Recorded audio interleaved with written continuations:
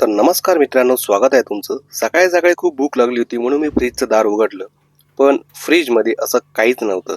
So एका पिशवीमध्ये मला थोडेसे चॉकलेटचे कागद दिसले म्हणून मी ते थोडंसं चाचपत बसलो. बट मला चॉकलेट पण हाती लागेना आणि शेवटी निराशाच हाती आली. सो फ्रीजचं दार बंद केलं आणि मग बघितलं की किचन वाट्यावर एक चिप्सचा पुडा आहे. सो तो उचलला आणि मसाला जो चिप्स आहेत ते खाण्यासाठी मी निघालो हॉलमध्ये. सो हे तर खूप मला आवडलं.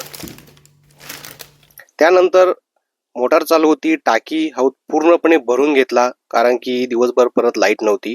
त्यामुळे तुम्ही बघू शकता की खाली पण पाणी सांडले आहेत. आणि त्यानंतर गवत घेऊन आलो आमच्या गाईला गवत खाण्यासाठी आणि गवत टाकून दिलं. सो गवत बघू शकता आपली गाय पूर्णपणे व्यवस्थितरित्या खात आहेत. जिचं नाव आहे देवकी.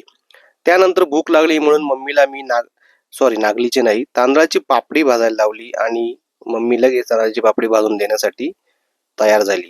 कारण मला ड्युटीवरती जॉबवरती जायचे होते. मेथीची भाजी केलेली होती आणि पापडी पण भाजून बघा केवढी मोठी पापडी तयार झालेली आहे. आणि त्यानंतर मात्र ओके ओके सो आपली पापडी पण इथे रेडी झालेली आहे, तुम्ही बघू शकता. आणि त्यानंतर माझ्या ताटामध्ये भाजी, पोळी आणि नागलीची पापडी अशा पद्धतीने रेडी झालेली आहेत. आणि चला तर मंडळी, आता जेवण करायला. खूप सुंदर असं व्हेज जेवण आहेत आणि जेवता जेवता मन असं तृप्त होऊन जाईल अशी भाजी, पोळी आणि पापडी आहेत. सो जेवण करून घेतलं आणि मी निघालो माझ्या जॉबवरती. आणि हा रस्ता खूप उन्हाचा कोणी जास्त नव्हतं. रस्ता खूप सामसूम होता. 1-2 गाड्या फक्त दिसायच्या.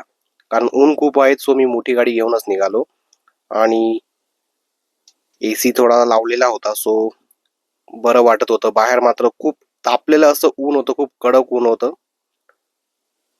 तर अशा पद्धतीने मित्रांनो आजचा दिवस माझा सुरू झाला. Thank you.